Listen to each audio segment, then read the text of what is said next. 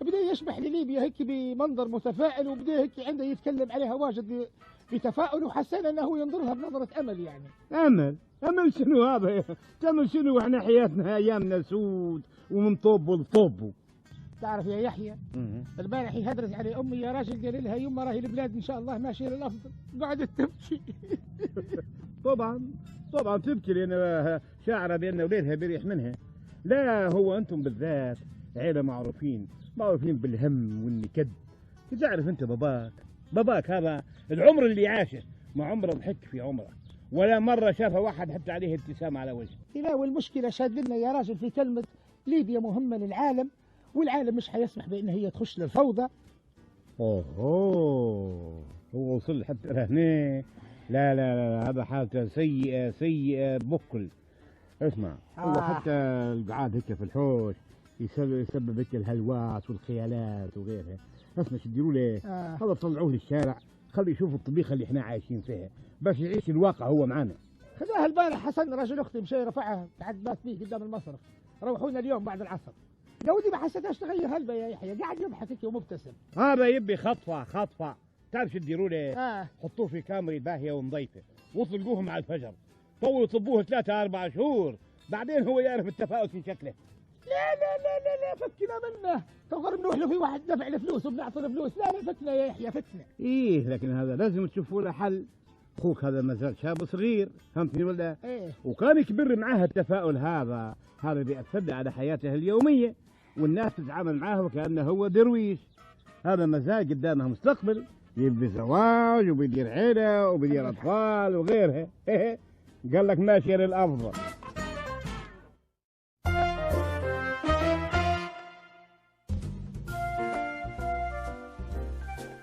يستر الله علينا اليوم وخلاص. البارح نزلنا القرار، واكيد اليوم بينزلوا فينا على خاطر نزلناه. يلا ربي يسهل وخلاص، شو بنديروا تو عاد.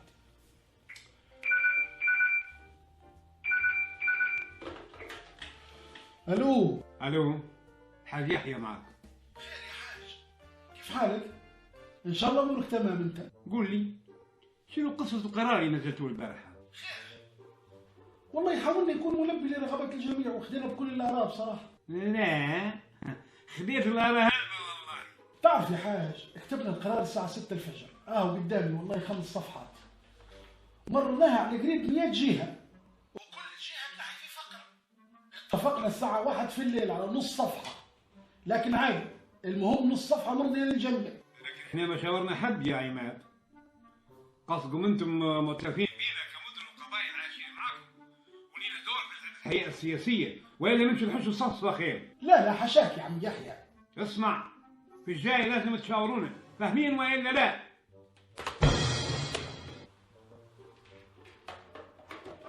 أنا عرفت يا مبارك اليوم، يسر الله على بقيه وخلاص.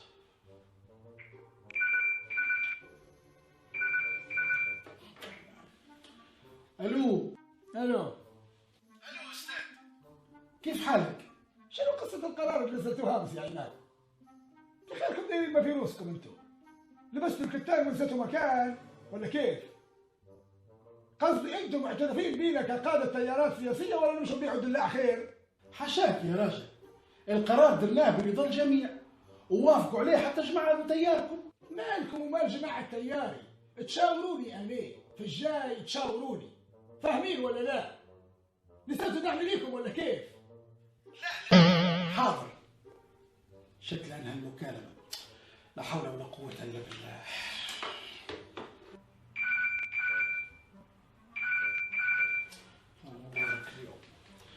الو اهلا كيف حالك يا عماد؟ استاذ مسعود، كيف حالك؟ كيف حال الاسرة؟ ان شاء الله طيبين. قول يا عماد، القرار اللي نزلتوه البارح خيركم ما تناقشوش فيه معانا قبل ما تنزلوا؟ قصدي انتم معترفين بينا كرجال اعمال واقتصاد ولا شنو؟ كانكم مش معترفين بينا قولوا لنا، خلي على الاقل نمشوا نقول حاجه. لا حشاكم يا راجل، انتم الخير والبركه عاد، وما ننسوش دعمكم للاقتصاد الوطني. كيف عاد؟ في الجاي تشاورونا فاهمين ولا لا؟ حاضر ولا يهمك يا حاج، انتم الخير والبركه عاد. ها؟ الو لا حول ولا قوة إلا بالله. شو الموضوع توا؟ النوض نروح وخلاص. حصلت كفايتي من الهزايم أنا اليوم من الصبح. من مازال تاني عاد. ألو. الو، أنا عماد، أنت منهم؟ انا بنجلاديشي بتاع نظافه. شو قصه قرار مع قرار؟ نزلتوا البارح؟ نعم؟ قراري تجمد. نعم يا قراري تجمد. لا نجيكم غادي نقلبها فوق رؤوسكم. ما لك شو فيه؟ حزينه ليلى؟ لا لا لا، الحكومه راهي قاعده في كنايس وفي الجاي يشاورونا. عدكم فكرونا.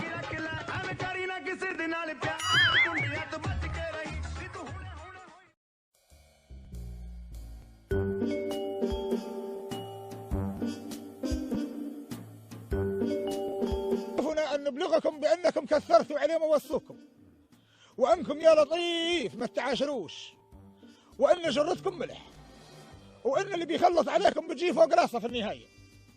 وعلى قد ما خشينا من أزمات في العالم عمرنا ما رينا هالشبر. ونعلمكم بأننا شعفة يا داود ما عاد نعاود، ولانا شركاء في تحرير لا في دلاع، وبتخلصونا في الصواريخات اللي ضربناهم حماكم في 2011. باهي بتقلبوا علينا في حقهم، ان شاء الله تلقوه في البنيه التحتيه وتتلقوه، واعتقونا لوجه الله، وحسبنا الله ونعم الوكيل فيكم. وباع نلقى باع. شنو يا عماد؟ من اللي خلط حرفه. وهذا اخر كلام عندنا، وان شاء الله ترداس صدر في بروكسل الموافق 3 من رمضان 2017. ايوه.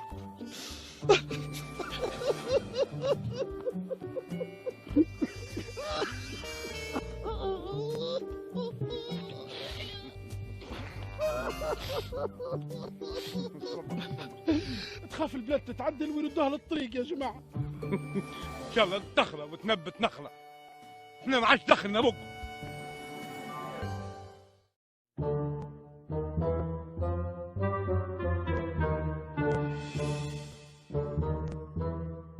والله يا حاج يحيى ما هي عيشه هذه، والله ما هي عيشه. عييت وفديت ومليت. الصبر الصبر ثم الصبر ثم الصبر. يا ودي عييت، والله عييت يا عمي يحيى، الواحد ينتحر خير. تنتحر؟ ما تحسب الانتحار سهل. وشم فيها من معانا؟ نفتح الغاز في الحوش، نرقد ونوض، نلقى روحي الصبح ميت، ونفتك من العيشه الغبره. شو تحس القرص؟ تفتح الغاز؟ هو انت عندك بومبة غاز؟ لا ما عنديش، لكن نشريها عادي. البومبة وصلت 200 دينار وانت مفلس. ان شاء الله نرشق صبعي في بريسة الضي، المهم ننتحر ونموت باش نفتك.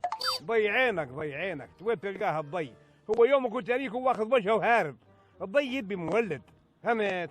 والمولد بتاعه 3000 ضربت لما تقترش. انت تدبي مولد 7 كيلو، وال7 كيلو يساوي 8000 و9000 جنيه. تباهي شنو الحل يا عمي يحيى؟ نتسلف باش ننتحر؟ ابدا، تموت وعليك دين على من عابي؟ هي خوتك ولا اخواتك ما هم كلهم مفلسين زيك. باهي شنو ندير؟ تخدم وتتعب باش تدير فلوس وتنتحر براحتك وراسك فوق، ما يدير عليك حد جميل. غير أعبى.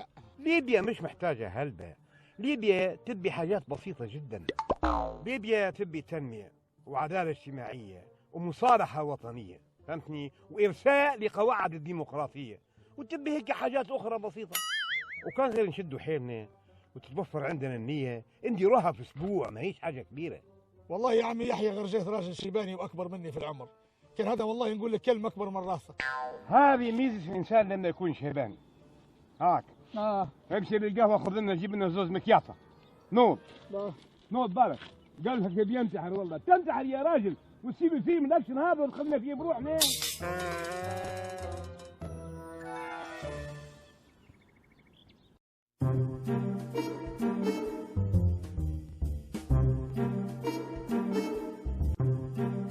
اليوم يا اخوتي ناديتكم باش نديروا حد للعداوه اللي بيناتكم. الكلام هذا راهو ما يصيرش منه. انتم عيله واحده واخوت واولاد فيس واحد. الكلام هذا راهو ما يصيرش. كيف؟ اسمع يا حاج ميلاد، احنا نثق فيك، ولما سمعنا بيك انك انت تتوسط وبتدير بيننا مصالحه جينا وكلنا ثقه بانك انت ان شاء الله تاخذ لنا حقنا. قدر كبير يا حاج ميلاد. انا جاي في مكان بوي بصراحه باعتباره مريض وراقد في الفراش، وقال كلام الحاج ميلاد راهو بيمشي علينا بنديروه. بارك الله فيك. توا قول لي يا حاج يحيى، قول لي بالضبط امتى بدت الدعكه وكيف؟ نقول لك يا حاج كيف بدت المشكله. احنا كنا عيلتنا يعني بالكامل نصوتوا لولاد قريبنا، وعيلتهم خاشين ضدنا ويصوتوا لصورة البنت اللي ضد ولدنا. ولما احنا قريب نفوزوا في التصويت نغروا وبدوا يعلقوا في تعليق استفزازي، وعاد نقولها يا خال ويصير فيها عاد البلوك يا حاج.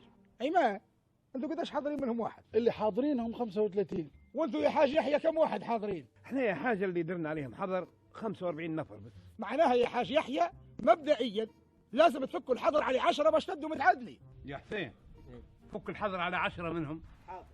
بارك فيك. ولإثبات حسن النوايا بتفتح المتابعات لبعضكم الفولو.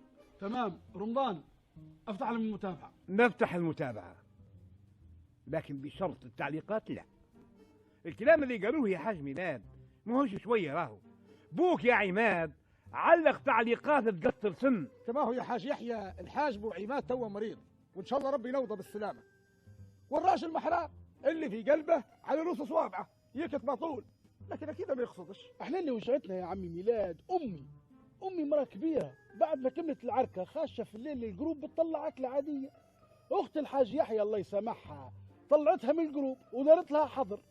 أولاد وبنات العيلة ما استحملوش يصير في جدهم هيك عاد، صار فيها النكز. والله يا حاج ميلاد بعد ما طلقوا علينا فروخهم بالنكز جينا بتكسروا فيهم بالبلاغات والتقارير لمارك طول. طلقوا مارك يخوتكم عقب الوقت تستعينوا بالاجنبي وتجيبوا بيناتكم مارك.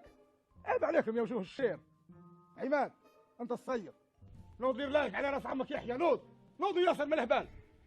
يا والله كان هذا سكر صفحتي على الفيس ونمشي ناخذ روحي ونجلى تويتر، وتويتر تعرفوه خلاه مخلي. تقعدوا طول عمركم تدوروا فيا والله ماكم لاقيين.